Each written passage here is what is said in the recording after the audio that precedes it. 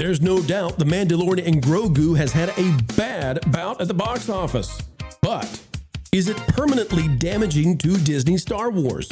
And does it force the hand of people like Dave Filoni to finally take a stand against Kathleen Kennedy's sequel trilogy? Today, we'll dive in deep with a conversation you can't miss. Is it time for Star Wars to finally accept its fate?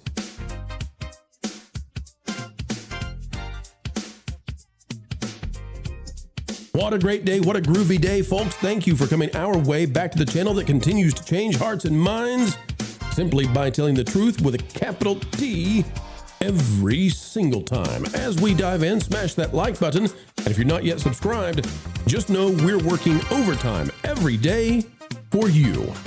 Christian, let's get your way in on this. The Mandalorian and Grogu really disappointed, coming in under $100 million on the domestic opening weekend. That's a 4-day.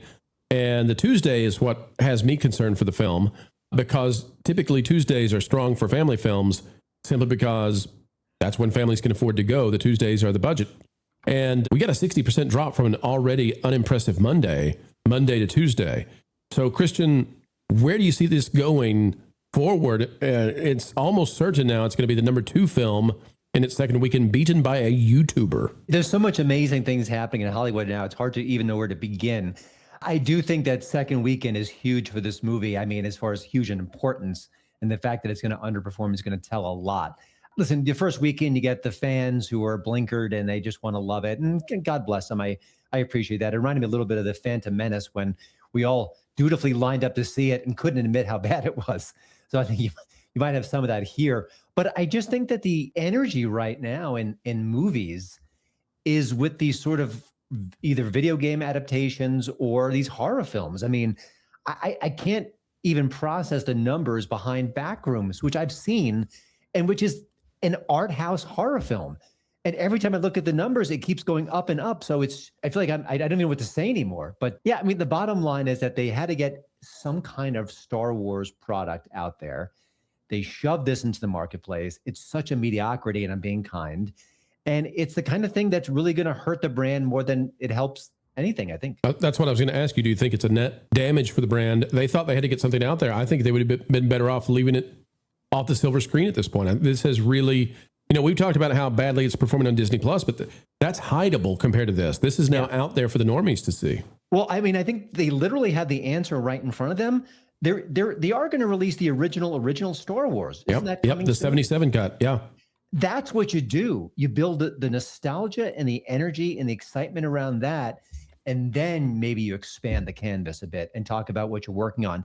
What I found the craziest part of the Mandalorian and Grogu was it was insulting. It was so dumb, so poorly written, so poorly assembled, so innocuous, so meaningless. I mean, it's like they took this massive beloved franchise and said, bleep you. We're just going to put content out. I mean, it's not the worst thing I've seen. It's busy. It's colorful. It's meh. It's just meh. I still feel like everybody's being a lot harder on it than they should be. I think they're taking out their aggression on what happened to Star Wars on this film right now. And I don't mean necessarily at the box office, but I mean just fans in general are. Well, let me see if everybody agrees with this. The majority of you say it'll drop 70%, which I think... I guess I voiced the popular opinion there. You must have. I don't. Boy, that would be just incredible if it happens. I won't say it won't. Try this on and let's see if we can come to a consensus. I think that it is better than season 3, which is just awful. But I don't think it's as good as season 1 or 2. Season 3 would have been a bad season of the Clone Wars. Right. If you return to the theater after 7 years and you have a movie that's not as good as the first 2 seasons, why did we make a movie? I have no idea. I enjoyed the first 2 seasons, and I thought that was quality storytelling. Maybe my expectations were lowered because it was on the small screen, but I remember watching it and thinking, oh gosh, I don't even know what it means to feel like a Star Wars property, but this felt like it. It had some of that same magic to me. I'm just curious because this is where I'm like, look, I wish this was more cut and dry. I was saying this the other day too. Because I would love for us to be able to just sit here and go, yep, this is an absolute flop. They have destroyed Star Wars to the point where it is done. It is cooked. And I see a lot of people saying that already, using that specific term. And I'm like, if this is cooked, then it is undercooked as heck, because honestly, they could have done a lot worse. And I don't see the things as bad, I guess, as some of the other folks do in the film itself and the box office. Because I mean, a lot of this is just amortizing another season of the TV show. Yeah. I don't know what people were expecting. I mean, at the end of the day, this is no different. We just brought up the X-Files movie. It's really not much different than the one that came out while the show was still on. I mean, it's just another episode, right? There's a lot of people who didn't care for that first movie, from my memory too. They were just like, yeah, it's not as good as some of the best episodes, which again, you go in with a certain amount of expectation, but at the same time, I'm looking at this movie and I walked out, I had a good time. Was it Empire Strikes Back level? Heck no. But I would put it on the same level as enjoyability as some of the prequels. Is it stupid? Yes. Is it 3 episodes of a TV show crammed together? Absolutely. The only thing I feel like it really should have done is something it should have gave us that we didn't get in the TV show. But I'm glad I didn't have to watch a bunch of seasons of Ahsoka and Mando season 3 and stuff to get into it. And then the same thing with the ending. I'm glad it didn't leap off to something new that I have to, watch to understand what's going to happen here either. Well, I think just that's actually encapsulated. That speaks to the point I was wanting to make, as well as this reads like it's just content, and I'm starting to hate that phrase, but I think this is when I use that word, this is the example here. This is 3 episodes that sound like they're pretty missable episodes, that they don't actually affect season 4 if that ever happens. None of the major players outside of the Mandalorian himself and Grogu show up in this. There's no Boba Fett. There's no Cara Dune for obvious reasons. No. There's no Grief Karga for obvious reasons. But there's also all of the, the great statement about the Mandalorian was it's about a single dad who can't help making best friends everywhere he goes. Like there's this rich cast of characters that should have shown up in a Mandalorian and Grogu movie if it was an event, but it's not an event. It's just more of what we were already getting essentially for free at home. And I go back to, and you mentioned the amortization of this, and I've said this online, and I really truly believe that this movie was made for the strict purpose of removing expenditures from the Disney Plus books so that they could have that profitable in 1 quarter as soon as possible, because Nelson Peltz was putting pressure on them to get this above the line as soon as possible. And so I'm insulted in some way that this is what they do, because they have these people that they parade out here that pretend to cry because the Babu Frick, that was not a curse word, that's an actual character. That's a Sarlacc. Exactly, that they pretend to cry because somebody put some Muppets up and did a funny voice in front of them. It is Disney, corporate Disney at its absolute peak of, here, enjoy this. It's not really great. We're going to pretend like it's the greatest thing ever. There's so much extra outside of, was it a good episode? Maybe. But let me agree with Tom slightly. Tom, I would rather watch The Mandalorian Grogu than Attack of the Clones. I was just going to say, and this is where I guess I see the issue with it, is I see a lot of people comparing it to Solo. And I'm like, if you even think that this movie is as bad as Solo, then I question your taste. And I see a lot of people picking on me for liking Superman, but you know what? This is Star Wars. I mean, I walked out of it. I didn't feel like I was insulted. I didn't feel like there was some girl boss issue. I'm not saying it's great, but at the same time, I'm sitting here going, what is the problem with this? It was the wrong movie for the moment. I totally agree and can't argue with everything that Jonas just said. But at the same time, I'm still like looking at this going, it's not as bad as it could be. It's definitely not as bad as Solo, because Solo was detrimental to Star Wars overall. And I can't believe people who stick up for that movie now. Well, one thing I want to mention is that 2 things. One, this is Jon Favreau. Yeah. Right. He did Elf. He did Swingers. He did Iron Man. This is not a hack. This is a guy who's made some consequential films that have changed pop culture. And he's a genius. This. I mean, it's staggering. And also, when did Sigourney Weaver lose the ability to act? That is one of the worst performances I've seen in many, many years. And I adore Sigourney Weaver. She's one of the bucket list of actors I'd love to meet and interview and just say, I enjoyed your work for decades. It's nice to meet you face to face. I never had the chance. She's terrible in this movie.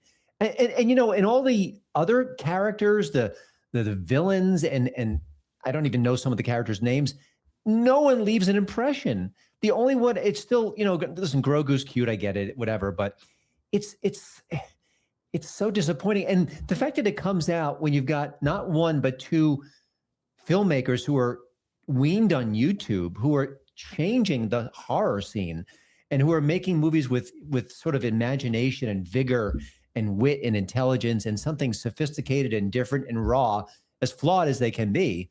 And then you have this movie with all the resources of Hollywood crap in the bed. I don't know. The comparison is stark.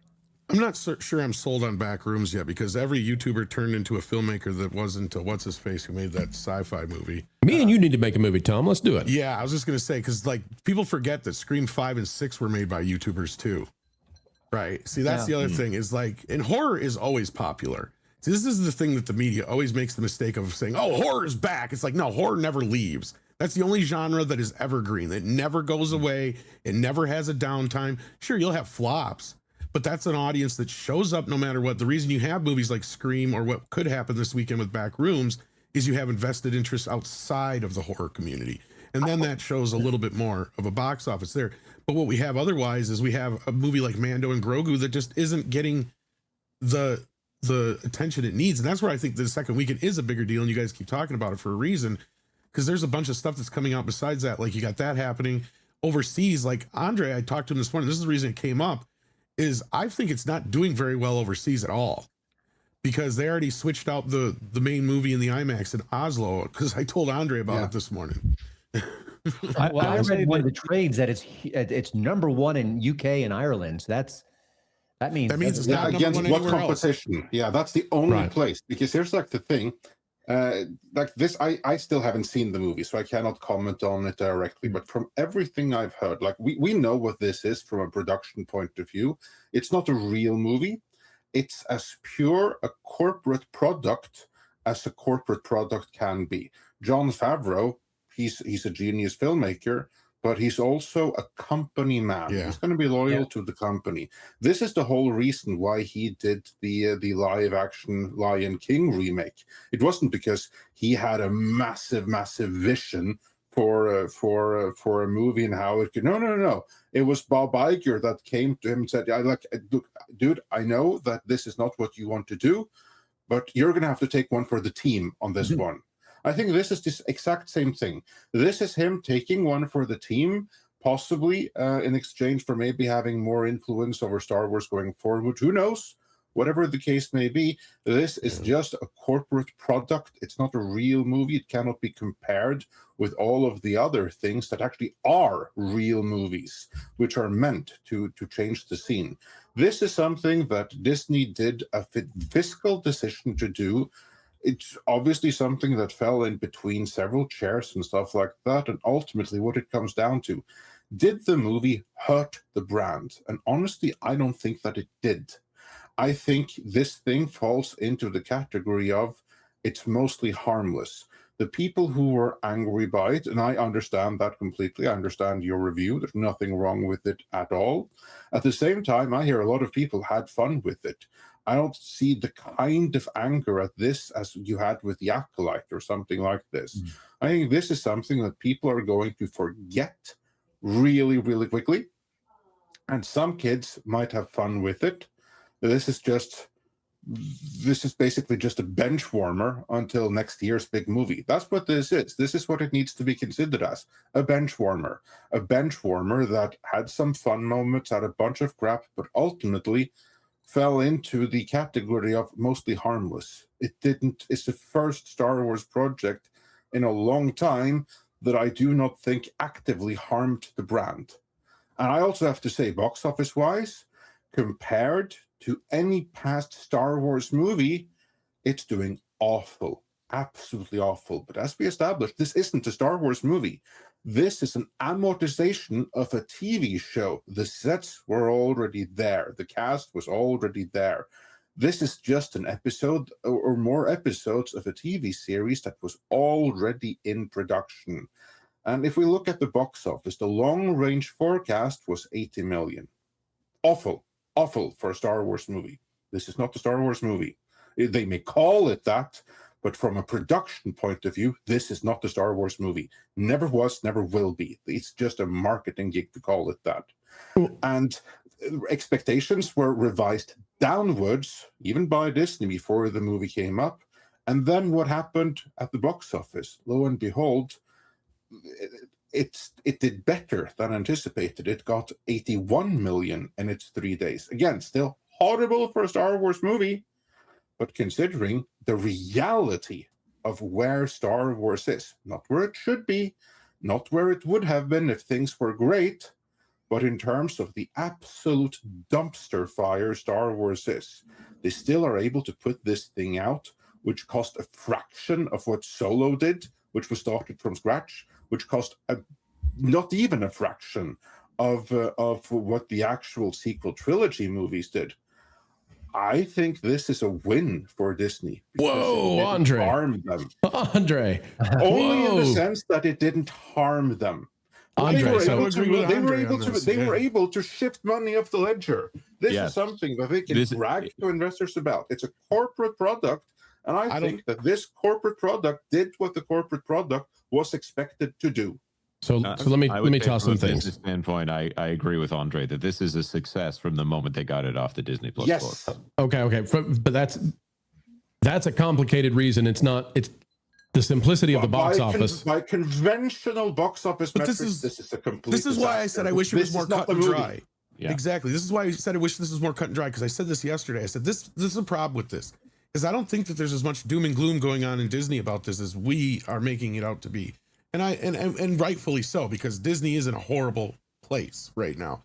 This movie should have opened with $100 million, but the difference is that it met expectations, right? Basically, is where it's at. And we brought up the re-release of the 77 version of Star Wars next year. And I've been bringing that up too. Is like, to me, this whole thing feels like a campaign to win people back. And it's funny you mentioned about Favreau in the future, because until Kathy was out of the picture, he was out of the picture, it seemed like. And then as soon as she was gone, you have Favreau and Filoni doing all these interviews together. Yes, it's because they made this movie. But if you listen to what Filoni is saying, it sounds like John is a bit more involved now than before. So I do agree with what Andre's saying. Is I think a lot of this was, okay, this is to make up for what I missed out on with season three originally, but it's also going to fill in a gap for now until we get to the next parts, because I'm sure you've brought up before that Ahsoka's been pushed back a year, I guess.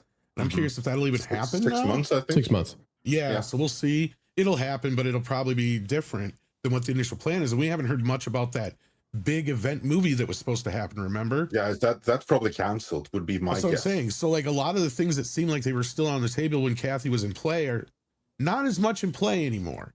And it feels like this is kind of, this movie alone felt like, okay, guys, we're trying to get the dads and the boys back in on the franchise. It didn't work necessarily. It wasn't a win-win, but it was a win enough that I think that Disney moving forward isn't getting the message they need to get, because this was compared to Batman a couple of years back. Because like I was told that if people want the Snyderverse to continue, don't go see the Batman. Because that was the whole thing, because Warner Brothers used that as basically a testing, a canary in the coal mine to say, okay, enough people went to see this that they don't want to see Batman, but something's wrong because Batman's broken and should make $1 billion. That's what they got out of that. I'm going to throw one more data point in here, as long as we're talking about corporate metrics. The Mandalorian and Grogu was added as an overlay on the Millennium Falcon Smuggler's Run ride. And on opening day at Disneyland, it was a 30-minute wait. And the day after it opened at Disney's Hollywood Studios, it was a 25-minute wait. That is an abysmal failure of a retheme for a ride. So they have so many problems with the Star Wars brand right now. I think they thought it would be a theme park brand.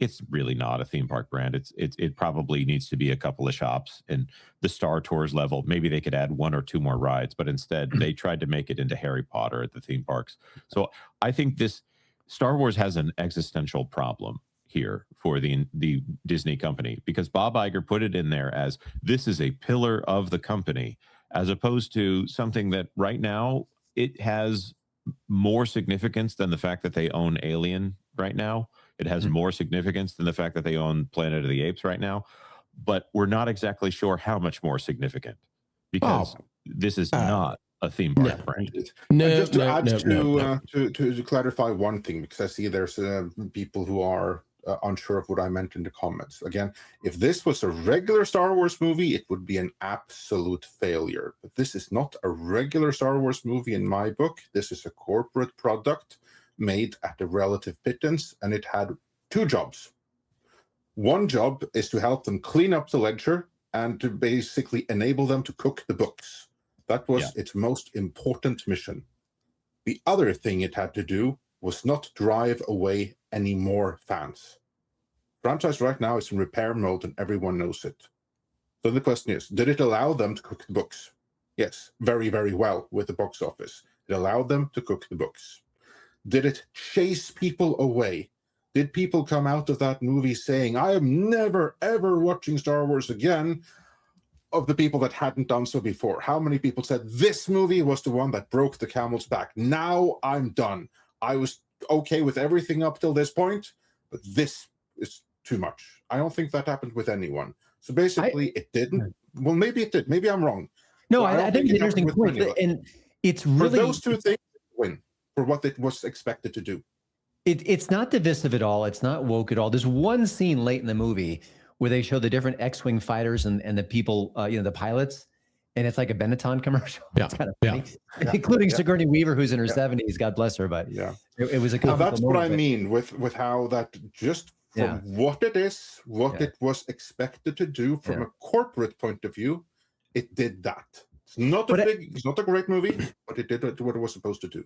I mean, to me, Disney will always make money, will always survive, always has resources. It's sort of an unstoppable machine. But I think what Disney needed to do was sort of to build the mystique back up. I think that's one of the big failures here. It doesn't build the mystique, it reduces the mystique. It turns it into an ordinary film, which you'd hope that a Star Wars movie isn't. And I think that's the issue. But I think also one of the other issues in play is that once again, here's a Star Wars movie with no planning, with no sense of the big picture, with no ability to kind of expand the landscape or tease other stories or share where it fits into the overall big picture. Yeah, it's after the Empire was defeated and they're trying to chase away the remnants. That's a nothing burger with cheese. There's just so little planning here, and I don't know much about the Starfighter movie. I don't think I don't think anybody does. Where does that fit in? Why does that matter? I mean, even if it's a very good movie, and it quite well could be. I love Ryan Gosling. I think he's terrific. All right, but what's the point of it? 3 points. I got 3 points, and it's not the end. You guys leap in however you want on this, okay? 3 points that need to be understood. 1, is Star Wars a theme park property? I don't care what they say now. I don't care if it is or not pragmatically. They thought it was, and they gave it the most premium real estate in the world. They gave it Disneyland's last expansion pad.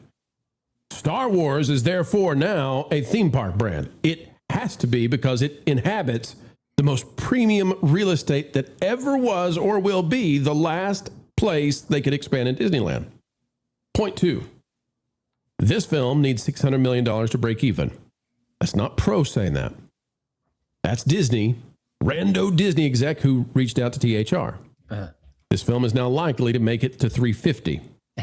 Yikes. That's a huge problem. So I get we moved it off the Disney Plus books.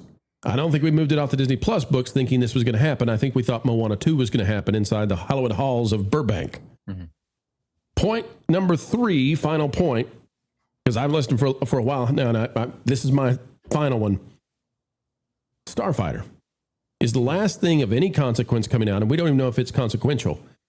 Right. If that fails at the box office, I don't know what they do with this franchise, because you can't sell it at that point.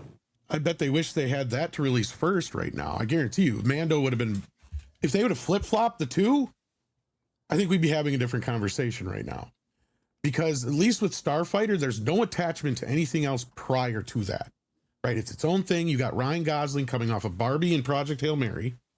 To me, it's a win for them in a sense that it's not a Skywalker movie. It's not an Ahsoka movie. It's not a prequel.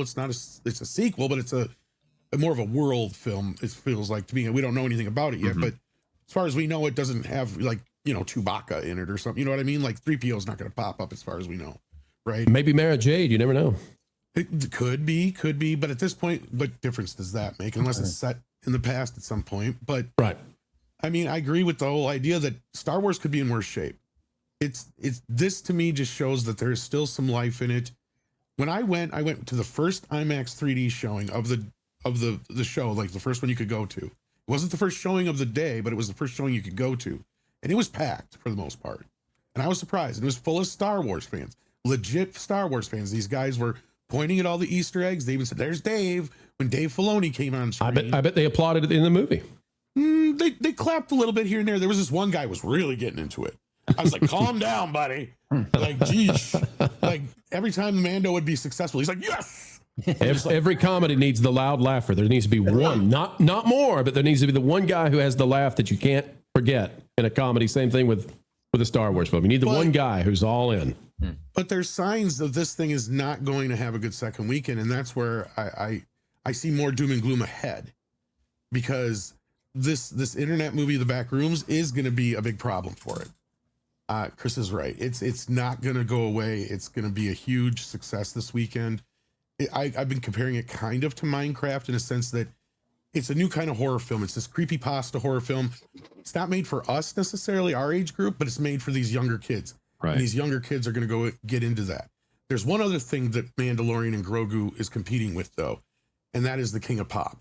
And unfortunately, that is the biggest problem it's going to have to get over. It's not going to, because as I was pointing out earlier, guess what movie is taking its place in Oslo, which is probably the biggest theater you guys have there, I'd imagine, right, Andre? It's the biggest theater in the country. That's what I thought. Yeah. And it's Michael coming back. Mm-hmm. Oh, coming back. Yes. I see. Yeah. Well, it's a Starting great today. It's a great movie. It's a great movie. Well, that All just right, tells me that Mando and Grogu is not performing there. It's not. No one Right. cares. Folks, you tell us, what are your thoughts on The Mandalorian and Grogu? Is it a financial success, a win, a loss? Is it meh? Does Disney live to see another day? And what does it mean for the franchise of Star Wars? We want to hear from you in the chat and the comments below. I know you want more. You want more of the Pro Channel, folks, but we've got to head out the door for this video. But fret not yet, for more content is yet on the way. 3 times a day, thrice is nice, right here on the Pro Channel. Oh, what's that you say? You want more than that? Fine, we'll do 4. 4 videos. Well, yeah, that's happening. Folks, as you get ready to go, consider clicking the like button for us. It is a huge help. Also, like, share, subscribe, and click it to the algorithms. It is the notification bell. We would also love it if you could drop on down and give us a comment. We love hearing from you. And although we can't respond to every single comment, we often are reading them indeed. Folks, we would encourage you to consider subscribing to our partner channels, that Park Place, that Game Place, and that Pod Place. We love them all. We think you might too. Until the next time we have the joy of joining with you, keep learning, keep growing, and keep having fun.